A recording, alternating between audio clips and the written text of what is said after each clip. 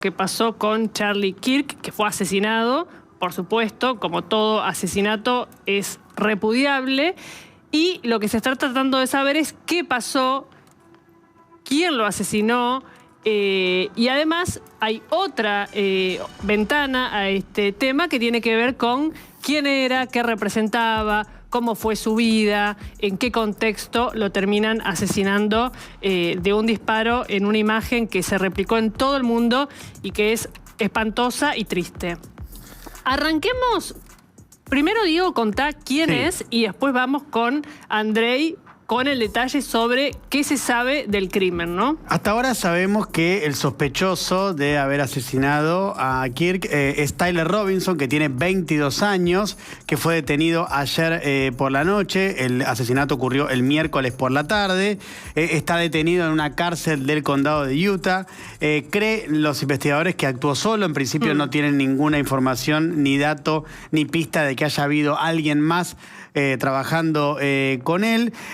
Lo contó hoy el gobernador de Utah, que se llama Spencer Cox, en una conferencia de prensa. En esta conferencia de prensa dio algunos detalles de quién es el detenido, pero además dijo que se llegó a la detención porque un amigo de la familia, a partir de un comentario de un familiar, llamó a la oficina del sheriff local y les dijo que creía que podría haber sido Tyler Robinson el responsable de este hecho. Cuando llegó la policía, Tyler Robinson no se resistió, se entregó sin ningún tipo de inconveniente y ahora, como les decía, está detenido. Tiene 2 hermanos menores, vivía con sus padres, no tiene antecedentes penales. Había asistido a esta universidad donde se produjo el asesinato de Kirk durante un semestre. El semestre fue en el año 2021, era estudiante de ingeniería. No figura afiliado a ningún partido político, es decir, es independiente en principio, y no votó tampoco en las elecciones de noviembre del año pasado. Cuando asumió, cuando ganó Donald Trump, digamos. Sí, en las redes sociales se había referido alguna vez a Kirk como alguien lleno de odio. Esto igual no es nada novedoso, teniendo en cuenta que Kirk despertaba amores y odios por igual por sus posiciones muy radicalizadas. Entonces, esto no es indicador absolutamente de nada. Esto es lo poco que se sabe hasta ahora de quien está detenido, acusado de asesinato, que tiene 22 años y que lo que sí dicen los investigadores, y esto está en el New York Times, en el Washington Post, en The Guardian, en un montón de medios internacionales, es que los elementos que tienen hasta el momento son bastante grandes como para tener una fuerte sospecha de que efectivamente esta es la persona que habría asesinado a Kirk. Bien, Andrei, ¿qué se sabe de lo que fue el disparo? ¿Pudo haber intervenido alguien más? ¿Qué arma se utilizó? Sí, es importante aclarar toda esta parte porque muchas de las teorías que empiezan a surgir, no solo en cuanto a los motivos que puede haber tenido para realizar el disparo, sino quién podría haber estado de fondo, están motivados por mucha especulación sobre el incidente de por sí, ¿no? Lo que sabemos es que el Tyler efectivamente se posicionó en una posición de ventaja, o sea, en una altura, un tercer piso prácticamente, a unos 180 metros de donde estaba este gazebo en el que se encontraba Kirk. ¿Cuántos metros dijiste? Unos 180 metros, más o menos, dependiendo de cómo se calcule. Por ahí creo que tenemos un mapita donde se aprecia el ángulo y todo. Y esa posición... ¿Estaba en altura? Sí, ¿o no? Un tercer piso vendría a ser y Kirk justamente se encontraba en una planta baja, vendría a ser, porque estaba incluso un poquito más profundo. Eso te da un ángulo de unos 10 grados más o menos de la posición en lo que veía. Acá está, ¿ven? Entonces, arriba, en la parte de la azotea, es que estaba posicionado. Esto primero, aparte, es importante destacarlo porque esta imagen fue una de las que se circuló en el momento cuando se estaba buscando al tirador, que mucha gente decía, che, pero había alguien apostado en el techo, ¿no? Y esto aparte es algo que señalan muchos especialistas como algo poco común de alguien que hubiese tenido algún tipo de entrenamiento militar, porque en general hubiese evitado generar una silueta contra el cielo. Hubiese buscado una posición en la cual se ocultara mejor, ¿no? De todas maneras, uno puede pensar que es un disparo, como contó Jesse, y después capaz hablemos de esta nueva era en donde en las redes sociales podemos publicar cualquier cosa, porque de alguna manera es la primera muerte post fin de la moderación, pero uno pensaría que para una amateur de 22 años, un tiro de 130 metros, como dijiste, el tiro que vimos es muy preciso. Bueno, justamente esa es la segunda parte que yo quería encarar, ¿no? Porque a esa distancia, con ese fusil, es un disparo relativamente fácil de hacer para alguien que tenga un solo disparo, Andrei, un solo disparo. Que tenga un conocimiento básico en el manejo y manipulación de armas. Hoy, conociendo el perfil de Tyler, sabiendo que tuvo experiencia de caza, tenía experiencia con armas de fuego, que su padre fue policía, sabemos de que probablemente tenía un conocimiento del manejo de armas de fuego, que combinado que es un disparo relativamente fácil. ¿Y por qué es relativamente fácil el disparo? El fusil que elige, que es un fusil a cerrojo Mauser en calibre 30-60, es un calibre muy común en los Estados Unidos, bastante poderoso. La primera característica a destacar es que ese proyectil, cuando vos lo disparás, la caída del proyectil, porque los proyectiles van cayendo a medida que van perdiendo velocidad, no se empieza a notar hasta después de los 200 metros. Entonces, él no hubiese tenido que estar preocupándose por compensar la caída del proyectil. Eso es una de las cuestiones. La otra es que tiene una óptica magnificada. La óptica magnificada significa que, sobre todo cuando el blanco es una persona como Kirk, que mide 1,95 m, aún sentado es una persona grande, en un espacio despejado, él tenía una visión dentro de la óptica muy clara, y el poder acomodar el aparato óptico sobre ese blanco era casi como en los videojuegos, ¿no? Donde estaba la crucecita en el medio, apuntarlo al pecho, a la cabeza, hubiese facilitado. O sea, eso era lo que hubiese requerido realizar el disparo. Le agregamos el hecho de que él estaba posicionado, acostado en el piso, apoyado, o sea, el arma estaba apoyada, sin movimiento. Todas esas condiciones generan de que el disparo no requiera una gran pericia para realizarlo. Y esto lo destaco porque también otro de los rumores que salían, que fueron los servicios secretos, que era un entrenador, un sniper súper entrenado de las Fuerzas Armadas. Esto fue alguien que tenía manejo de armas, pero que para lo que es el estándar aparte norteamericano en la manipulación de armas, tampoco nada destacable, ¿no? Y eso es lo que le permite realizar el disparo. Es más, podríamos profundizar, y acá los que nos estén escuchando del otro lado, que tienen más conocimiento de esto, les pido que entiendan que voy a simplificarlo un poco. Dependiendo de cómo estaba calibrada la óptica, se puede explicar de que el disparo pegó en el cuello porque o estaba calibrada para una distancia más corta y el disparo se fue para arriba cuando apuntó para el pecho, o estaba calibrada por una distancia mayor y el disparo sí llegó a impactar más bajo cuando apuntó a la cabeza, ¿no? Por decir, cualquiera de las dos razones se puede justificar plenamente por una cuestión de cómo estaba calibrada la óptica. ¿Un solo disparo, entonces? Fue un solo disparo. Es un calibre... Y bueno, el 30-06 justamente es un calibre destacado por su poder de fuego, y mala suerte de Charlie Kirk, que justamente impacta en un lugar con arteria. Muy sensible. Y eso justamente también el otro punto que estabas mencionando y me parece súper importante, la brutalidad de la imagen que recorrió las redes y que a tantos nos impactó de una manera, creo que muchos nos agarró de sorpresa, incluso los que estamos acostumbrados a ver este tipo de contenido en redes sociales, ¿no? Sí, es interesante porque de alguna manera el debate que hay ahora para quienes están analizando las redes sociales es que desde la asunción del segundo mandato de Donald Trump, las redes sociales flexibilizaron la moderación de contenidos, ¿no? Antes automáticamente las redes daban de baja contenidos, muchas veces siendo injusto, pero otras veces siguiendo directivas muy claras, y ahora están estas notas de la comunidad, ¿no? Toda la comunidad tiene que empezar a denunciar contenidos que les parece que son incómodos o que son falsos, y recién ahí se bajan.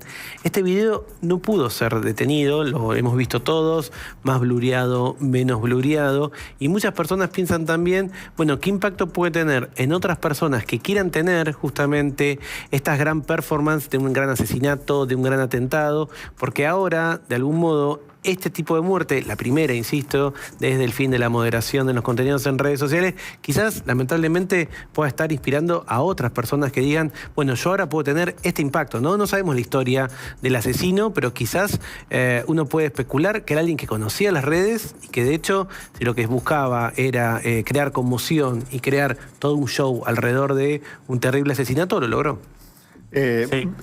Es clave lo que estás mencionando y lo voy a sacar un poco del marco del disparo y el asesinato en sí, y lo llevo yo. Durante muchos años he trabajado cuestiones de prevención de genocidio, ¿no? Y en todo el ámbito de la prevención de genocidio hay toda una discusión, sobre todo para los que llevan a cabo investigación en el terreno, que es el impacto del trauma de segunda mano, ¿no? Que es la sobreexposición al trauma del otro, ¿no?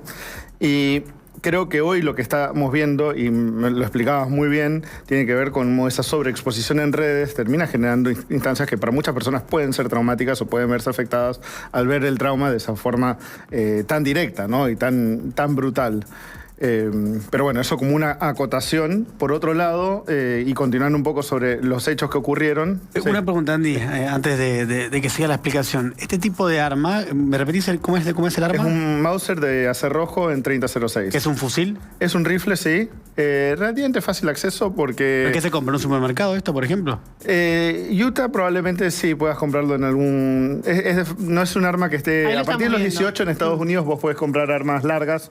A partir de los 21 podés comprar armas cortas. Y esta arma larga, esto es una arma larga, ¿no? Sí, esto es un arma larga y esto sería, sí, relativamente fácil de acceso. ¿Y qué requisitos tenés que tener para comprar esto? Y en Utah habría que ver, pero probablemente una licencia de conducir y no antecedentes penales. ¿Con eso estás?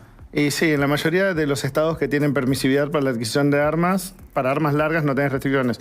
Tenés más restricciones para las armas cortas por la cuestión de la aportación de arma de fuego, ¿no? ¿Y con las municiones cómo es? Vos tenés que cargar antes de cada... En este tipo de armas tenés que cargar. En este caso tenés un cargador eso, ¿no? interno de 5 disparos y cada vez que realizás un disparo tenés que ciclar manualmente el cerrojo. Esa palanquita que se ve en el costado se tiene que levantar para arriba, echar para atrás. Eso expulsa el casquillo utilizado y cuando lo empujás para adelante y lo cerrás, cargas la siguiente munición en la recámara y estás listo para realizar el próximo disparo. O sea que él tenía cargado por lo menos 5 disparos, hizo solo uno. Exactamente. Obviamente la cadencia de tiro que va a ser mucho menor. Cuando pensamos en el intento de asesinato de Trump, el sujeto ahí estaba armado con un rifle semiautomático, por lo cual todo este proceso manual de carga no lo tenía que realizar, sino que cada vez que apretaba el gatillo o la cola del disparador, para ser más correcto desde el punto de vista técnico, disparaba y por eso realizó múltiples disparos en una secuencia muy rápida. En este caso incluso Tyler no llegó